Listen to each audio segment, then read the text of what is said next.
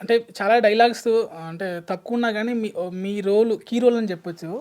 So అనిపించిందా మాకు dialogues లేవే బట్ మీ కీ రోల్ అయితే నాది కానీ డైలాగ్స్ లేవని అనిపించిందా మీకు ఏమైనా? డైలాగ్స్ డైలాగ్స్ ఎన్ని ఉన్నాయని కౌంట్ చేసుకునే దానికన్నా, ఎక్స్ప్రెషన్స్ ఎన్ని ఉన్నాయని కౌంట్ చేసుకునే దానికన్నా స్టోరీలో ఇంపాక్ట్ ఉంది కదండి. యాక్చువల్లీ కొన్ని సార్లు డైలాగ్ లేకుండా యాక్ట్ చేయడమే కష్టం అవుతుంది. డైలాగ్ చెప్పేస్తే మాట్లాడినప్పుడు మన ఇద్దరు మాట్లాడినప్పుడు ఎలా ఉంటుందో అలా మాట్లాడచ్చు. సపోజ్ ఆ క్లైమాక్స్ ఫైట్కి ఇచ్చే రియాక్షన్స్ కానీ అది చాలా కష్టమైనదండి. నేను చాలా ఏ షూట్కి అంత కంగారు పడలేదు, కానీ నేను క్లైమాక్స్ ఫైట్ షూట్కి చాలా కంగారు పడ్డా. బికాస్ నా నుంచి వచ్చే ఎక్స్ప్రెషన్స్ ఆ ఇంపాక్ట్కి యాడ్ చేయాలి. లేకపోతే ఆ ఫైట్ ఇప్పుడు నా కోసం జరుగుతున్న ఫైట్ నా ఎక్స్ప్రెషన్ అంత కరెక్ట్గా పడకపోతే ఇబ్బంది అవుతుంది. సో దట్ ఫైట్ రియాక్షన్స్ ఎలా తీసుకుంటారంటే ఫైట్ మొత్తం అయిపోతూ ఉంటుంది, తర్వాత క్లోజప్స్ తీసుకుంటారు మ్యాక్సిమం టైమ్స్. సైమల్టేనియస్గా జరగదు, ఒకేసారి తీసుకోరు అది. సో కాబట్టి ఆ ఎక్స్ప్రెషన్స్ చాలా కష్టం. మాటలేముంది, మాట్లాడేయచ్చు, ఎక్స్ప్రెషన్స్ కొంచెం కష్టం. సో అంటే అన్నీ ఉంచారు కదా, ఎడిటింగ్లో కొన్ని సీన్లు పోయి ఉంటాయి. సో ఆ డైలాగ్ ఒకసారి మాకు ఎడిటింగ్లో తీసేసిన డైలాగ్ చెప్పాలి మాకు. ఎడిటింగ్లో తీసేసిన డైలాగా? మీకు నచ్చిన డైలాగు ఎడిటింగ్లో తీసేసిన డైలాగ్? దో ఆడ కాలు మీద కాలు వేసుకుని కూర్చుంటాడు చూడు, ఆయనే మా చిన్న ఆయన. సూపర్. అంటే ఇప్పుడు మీరు ఫస్ట్ స్టార్టింగ్లో పుష్ప 1లో అంతే క్యారెక్టర్, తర్వాత అప్పుడే మీకు మీ పైన సీన్లు తీశారా పుష్ప 2వి, లేదంటే ఒకటే తీసేసి మిమ్మల్ని పంపించారా? స్టోరీ సిచ్యువేషన్ సీన్స్ అవన్నీ స్టోరీ పరంగా అవి అప్పుడు ఉన్నాయండి సేమ్. కాకపోతే లెంత్ పెరుగుతున్న కొద్దీ పార్ట్గా డివైడ్ చేశారు కదా. సో షూట్ నేను ఎంత చేశానో అంతే ఉంది సినిమాలో. ఒక చిన్న సీన్ పోయింది, బట్ అది పార్ట్ 2లో వచ్చేసింది మళ్ళీ. సో పార్ట్ 2లో ఇంత ఉంటుంది మీ క్యారెక్టరైజేషన్ అని మీరు ఊహించారా? అంటే చెప్పారా? ముందే తెలుసు కదా నాకు. సో కథ ప్రకారం పుష్ప అనే కథ సార్ అప్పుడు అనుకున్నప్పుడే, ఒక సినిమా కథ అనుకున్నప్పుడే, క్యారెక్టర్స్ అనుకున్నప్పుడే నాకు లుక్ టెస్ట్ అవన్నీ చేశారు. సో నాకు జరగబోయే సిచ్యువేషన్స్ ఏంటి, సీన్స్ ఏంటి అవి నాకు ముందే తెలుసు. 2020లోనే నాకు స్టోరీ తెలుసు. కథ మొత్తం చెప్పేశారా? కథ మొత్తం ఎందుకు చెప్తారు? నా క్యారెక్టరైజేషన్ మాత్రం చెప్పారా? ఎవరి క్యారెక్టర్ది వాళ్ళకే చెప్తారు. సో నా క్యారెక్టర్ ద్వారా ఏమవుతుంది, ఎంత ఇంపాక్ట్ ఉండబోతుంది అని నాకు అప్పుడే తెలుసు. 24 వరకు వెయిట్ చేయాల్సి వచ్చింది పుష్ప 2 కోసం, అంతే. సో ఆశ దోష అప్పడం వడ అని అనంటే నేను ఒక అడుగుతాను, చెప్పండి. సో పార్ట్ 3 ఎలా ఉండబోతుంది? పార్ట్ 3లో మీ డైలాగ్స్ ఏమైనా ఉన్నాయా? పార్ట్ 3లో నా డైలాగ్ ఇప్పుడే మీకు కావాలి. ఖచ్చితంగా ఒక డైలాగ్ అయితే ఉంటుందండి, సిన్నాయన. ఆ డైలాగ్ ఉంటుంది. పార్ట్ 3 డైలాగ్ లీక్ చేసిన కావేరి అని. సో పెట్టేస్తారా? అదే తమ్మునేలు పెట్టుకుంటాం మేము. పార్ట్ 3 డైలాగ్ లీక్ చేసిన పావని కావేరి. ఓకే, ఒక డైలాగ్ చెప్పండి, నేను చెప్తాను.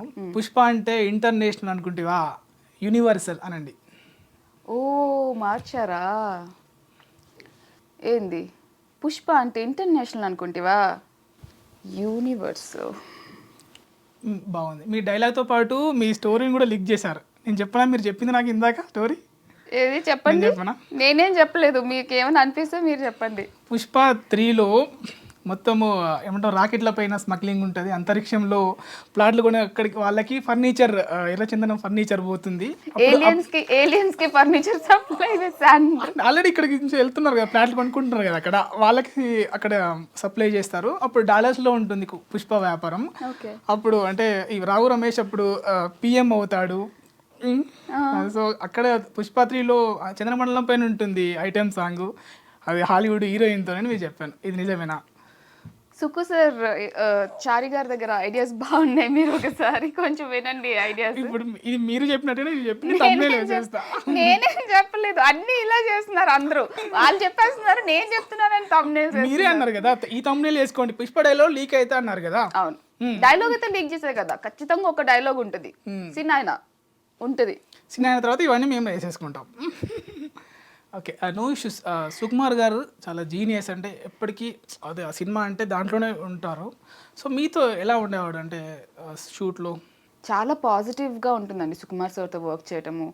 అండ్ చాలా కూల్గా ఉంటారు సెట్లో, చాలా కూల్గా ఉంటారు, హ్యాపీగా వర్క్ చేస్తారు. సార్ కానీ బన్నీ సార్ కానీ సెట్లో ఎప్పుడు ఆ టెన్షన్ అట్మాస్ఫియర్ కానీ లేదా నెగిటివ్ అట్మాస్ఫియర్ అస్సలు ఏమి ఉండదు ఎప్పుడు. చాలా అందరితోనూ చాలా హ్యాపీగా పాజిటివ్గా కొలాబరేటివ్గా వర్క్ అట్మాస్ఫియర్ ఉంటుంది. సో నాతో అయితే ఇంకొంచెం ఎక్స్ట్రా ప్రేమగా ఉండేవాళ్ళు. అంటే ఎవరు ఇంతవరకు చెప్పండి మీతో ఎలా ఉండేవాళ్ళు బిహైండ్ ద స్క్రీన్? ఏ ఇంటర్వ్యూలో చెప్పండి, మీరు చెప్పాలి నాకు ఇప్పుడు. ఇప్పుడు నార్మల్గానే సుకుమార్ సార్ రాసుకున్న క్యారెక్టర్స్ని చాలా ప్రేమిస్తారు ఏ డైరెక్టర్ అయినా కూడా. సుకుమార్ సార్ ఇంకా బాగా ఇన్వాల్వ్ అయ్యి క్యారెక్టర్స్ అన్నింటినీ ఎంత ప్రేమిస్తారో, అందులో కావేరి అనే క్యారెక్టర్ సినిమా కథలో కూడా కావేరికి చాలా ప్రేమ వస్తుంది వాళ్ళ ఇంటి దగ్గర నుంచి కానీ, వాళ్ళ చిన్నాయన దగ్గర నుంచి కానీ, వాళ్ళ పిన్నమ్మ దగ్గర నుంచి కానీ. సో చాలా ప్రేమించబడే క్యారెక్టర్. సో దానికి సుకుమార్ సార్ కూడా అంతే ఎఫెక్షనేట్గా ఉండేవాళ్ళు. అండ్ ఎవరికి తెలియని విషయం అయితే సుకు సార్ సెట్లో అందరిని ఇమిటేట్ చేస్తారు. అవునా? భలే సరదాగా ఇమిటేట్ చేస్తారు సార్. సడన్ గా వస్తారు సీన్ లో ఏదో చెప్పి ఇంకా ఎవరిదైనా బాడీ లాంగ్వేజ్ ఏదైనా నచ్చితే అది చేసి చూపిస్తారు. ఒకటి చేసి చూపించండి. నేను చేయలేను, అంటే మీరు యాక్ట్రెస్ కదా, సార్ కన్నా ఎక్కువ చేస్తారు కదా మీరు. సార్ చెప్పిస్తారు, ఇమిటేట్ నేను చేయలేను. సార్ అయితే చాలా బాగా చేస్తారు. ప్రతి ఒక్కరు ఎలా ఉంటారు, ఎలా నించుంటారు, ఎలా మాట్లాడతారు అని చాలా బాగా అబ్జర్వ్ చేస్తారు. సో అదొక్కటి చాలా ఫన్నీగా అనిపిస్తుంది సెట్ లో. ఎప్పుడైనా సరదాగా సడన్ గా బన్నీ గారితో బన్నీ గారు కూడా చాలా కూల్గా ఉంటారు సెట్లో. అంటే ఐకాన్ స్టార్ వచ్చారు, అంత ఎవరు అంత భయపడి అంత కంగారు కాకుండా పని బాగా జరగాలి. సో సార్ అందరితో చాలా జోవియల్గా ఉంటారు, సరదాగా మాట్లాడతారు, పలకరిస్తారు. మెమరబుల్ మూమెంటా? పెళ్ళి సెట్లో, లాస్ట్ పెళ్లి సెట్లో అప్పటికే రోజంతా పెళ్లి హడావిడి జరిగినట్టే మేము అందరం పందిరి నించోవడం, గిఫ్ట్లు ఇవ్వడం, పోవడం అవన్నీ చాలా చాలా షూట్ చేసాం అక్కడ. సో 10-10:30 అయింది నైట్. వెయిట్ చేస్తున్నాం లాస్ట్ షాట్ ఎప్పుడు అని అందరూ వరుసగా నించున్నాం కదా. సో అందరూ నవ్వేది ఉంది కదా, క్లైమాక్స్ నవ్వి అక్కడ అదైతే ఫ్లవర్ వేస్ట్ చూపిస్తారు, అయిపోవాలి. సో ఆ టేక్ అవుతుంది, చేసాము. సార్ సూపర్ అన్నారు, సుకు సార్ సూపర్ అన్నారు. అందరూ ఒక్కసారి రిలాక్స్ అయ్యి, నేనైతే ఇంకా ఫుల్ అయిపోయింది, లాస్ట్ డే ఆఫ్ షూట్ అనుకుంటున్నాం మేము. అది దాని తర్వాత ఇంకా షూట్ ఉండకపోవచ్చు, అదే లాస్ట్ డే షూట్ అనుకుని అన్నాను. అసలు సుకు సార్ 1 more అన్నారు. 1 సార్ పగలబడిందా అంటే ఏడవలేక నవ్వారంట. 1 సార్ పగలబడి అంటే అర్థం ఏంటంటే నువ్వేమో అనుకుంటున్నావు సార్ అంత ఈజీ కాదు, సూపర్ అంటే టేక్ ఓకే అని కాదు అర్థము, ఇంకో టేక్కి రెడీగా ఉండాలి అని చెప్పి సార్ నవ్వుతున్నారు. బికాస్ సార్కి చాలా ఎక్స్పీరియన్స్ కదా, బన్నీ సార్కి సుకుమార్ సార్తో చాలా ఎక్స్పీరియన్స్ కదా. సో మేమందరూ సూపర్ అంటే టేక్ ఓకే అయిపోయింది అనుకొని చాలా రిలాక్స్డ్ అనుకుంటే 1 more అన్నారు. చాలా బాగా నవ్వారు. సో మీరు already heroine, established heroine. Pushpa 2లో అంటే మీ హీరోలకి అయినా కానీ లీడ్ కాదు కదా. సో మీకు అంటే మీ కెరీర్ పైన ఇంపాక్ట్ అవుతుంది అనేసి అనిపించలేదా? లేదండి, నేను సినిమాలో లీడ్ అనే డెఫినేషన్ వేరేలాగా నేను ఆలోచిస్తానండి. ఇప్పుడు కథలు మారుతున్నాయి, పైగా పుష్ప అనే కదా లార్జర్ దాన్ లైఫ్ స్టోరీ, చాలా పెద్ద క్యాన్వస్ ఉన్న స్టోరీ. ఇప్పుడు మీరు వేరే సినిమాలు చూసుకుని, ఇప్పుడు కల్కి సినిమా చూసుకోండి, కల్కి సినిమాలో హీరో హీరోయిన్ కాకుండా ఎంతమంది హీరోయిన్లు చేశారు వేరే వేరే రోల్స్. సో అలాంటి ఒక కథ పుష్ప. సో నేను ఈ క్యారెక్టర్ నేను ఎప్పుడు చిన్నగా చూడలేదు.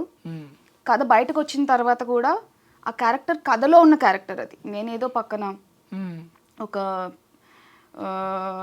చెల్లెల క్యారెక్టర్ లానో ఏదో ఒక ఇంపాక్ట్ ఉండాలి క్యారెక్టర్, ఏదో ఉంది కదా క్యారెక్టర్ అని లేదు కాబట్టి నేను కూడా చాలా హ్యాపీగా చేశాను. అండ్ ఇప్పుడు అది అంతే బాగా బయటకు వచ్చింది కూడా, రెస్పాన్స్ కూడా అంతే ఉంది. సో ఫ్యూచర్లో చేస్తారా మరి ఇటువంటి క్యారెక్టర్స్? కథలో చూడండి, మంచి కథలు చేయాలండి, మంచి సినిమా చేయాలి. నేను హీరోయిన్గా సినిమాలు చేస్తూ చేస్తూ కూడా ఇలాంటి పెద్ద కథల్లో ఏదైనా మంచి ఆఫర్ వచ్చినప్పుడు ఖచ్చితంగా చేస్తాను. మీకు ఇష్టమైన హీరోయిన్ ఎవరు? నాకు ఇష్టమైన హీరోయినా చాలా మంది ఉన్నారండి, ఒకరిద్దరు కాదు. సావిత్రి గారు అంటే ఇష్టం, శ్రీదేవి గారు అంటే ఇష్టం, సాయి పల్లవి గారు అంటే ఇష్టం, చాలా మంది ఉన్నారు.